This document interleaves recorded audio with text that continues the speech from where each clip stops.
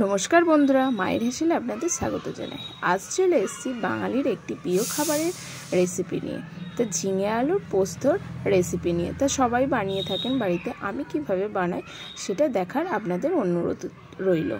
তো তার জন্য নিয়েছি এখানে আলুটাকে ডুমো ডুমো করে কেটে নিয়েছি, আর নিয়েছি ঝিঙে আর কাঁচা লঙ্কা 4 পিস, আর নিয়েছি পোস্ত, বেশ অনেকটাই পোস্ত নিয়েছি।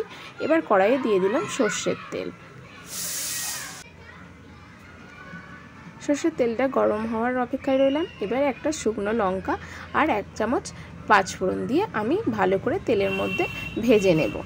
তো ভালোভাবে ভাজা হয়ে গেছে। এবার আমি কেটে রাখা আলুটা দিয়ে দেব। আলুটা একটু নুন আর হলুদ দিয়ে, অল্প একটু হলুদ দিয়ে আমি ভালো করে ভেজে নেব লাল লাল করে। তো পোস্ততে একটু হলুদ না দিলেই ভালো হয়, আমি শুধু আলুতে কালার আসার জন্য একটু সামান্য হলুদ ব্যবহার করেছি, আপনারা হলুদ না ব্যবহার করলেও হবে। তো ভালো করে আমি একটু ভেজে নেব। আমি সবসময় গ্যাস কমিয়ে রান্না করি, আপনারাও পারলে গ্যাসটা কমিয়ে রান্না করার চেষ্টা করবেন, কেননা কমিয়ে রান্না করলে যে কোনো রান্নায় স্বাদ অন্যরকম চলে আসে।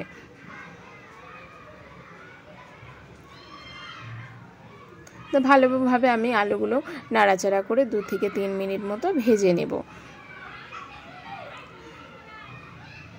তো দেখুন প্রায় ভাজা হয়েও গেছে, আর হলুদ দেওয়ার কারণে আরও যেন রঙটা তাড়াতাড়ি চলে আসবে, ওই জন্য সামান্য আমি একটু হলুদ ব্যবহার করেছি। এবার আমি দিয়ে দেব কেটে রাখা ঝিঙেটাও দিয়ে আমি আবারও 1 মিনিট একটু নাড়াচাড়া করে নেব। তো এখানে আমি চন্দ্রমুখী আলু ব্যবহার করেছি, আপনারা যেরকম আলু ব্যবহার করবেন সেই অনুযায়ী আপনারা জলটা ব্যবহার করবেন। আমি এখানে চন্দ্রমুখী আলু ব্যবহার করেছি যাতে তাড়াতাড়ি সিদ্ধও হয়ে যাবে, আর চন্দ্রমুখী আলুর টেস্টটাও অন্যরকম আসে, ওর জন্য আমি চন্দ্রমুখী আলুটাই আমি ব্যবহার করি। তো এবার আমার দেখুন ভাজা হয়ে গেছে। এবার দিয়ে দেব পরিমাণ মতো জল। আমার দেখুন ঝিঙে আর আলুটা ভাজা হয়ে গেছে। এবার বেশি জল ব্যবহার করব না, আমি আমার গ্রেভি রাখার মতো আমি অল্প করে জল ব্যবহার করব। আপনারা আলু হিসাবে এখানে জল ব্যবহার করবেন। আমি যেহেতু চন্দ্রমুখী আলু ব্যবহার করেছি, ওর জন্য অল্প জল দিয়ে আমি আলু আর ঝিঙেটাকে একটু সিদ্ধ করে নেব। তা ঢাকাটা চাপা দিয়ে দিলাম 2 মিনিটের জন্য। তো 2 মিনিটের জন্য ফিরে এলাম আবার। আমার দেখুন আলু আর ঝিঙেটা প্রায় গলেই সিদ্ধ হয়ে গেছে। এবার আমি এই সময় নাড়াচাড়া করে যে সিলে বাটা পোস্তটাকে দিয়ে দেব। সবসময় পোস্ত চেষ্টা করবেন সিলে বাটা, মিক্সি থেকে সিলে বাটলে খুব সুন্দর পেস্ট হয়ে যায়। আর দিয়ে দেবো চিড়ে রাখা যে কাঁচা লঙ্কা।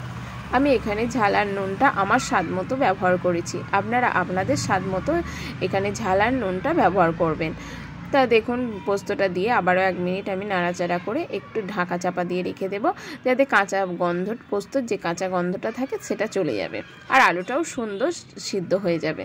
তো দেখুন 1 মিনিট পর আবার আমি ফিরে এলাম। দেখুন কি সুন্দর চারিদিকে সর্ষের তেলটা যে ভেসে উঠেছে, আর এই সময় আমার ঝিঙে পোস্তর রেসিপিটা সম্পূর্ণ রেডি হয়ে গেছে। এবার আমি 1 মিনিট ভালো করে নাড়াচাড়া করে নেব।